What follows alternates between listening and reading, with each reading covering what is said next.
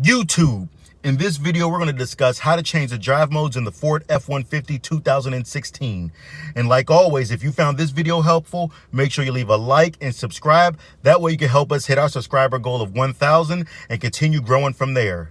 Now, I also made this video in case you were driving, you were fiddling around, and maybe something like this appeared on the right side of your instrument panel. Tow haul, sport, maybe eco, or snow wet. Those are other drive modes as well, and you want to make it go away to go back to normal. Well, the way you do it is very simple. On the end of your shifter, there's a button right here. Now, all you're going to do is hit that button, and I'm hitting it as I go, and you continuously hit it until you see it go away. That button puts it in the tow haul, sport mode, and any other drive modes that your truck may come equipped with. So, like I said, at the end of this shifter, there it is.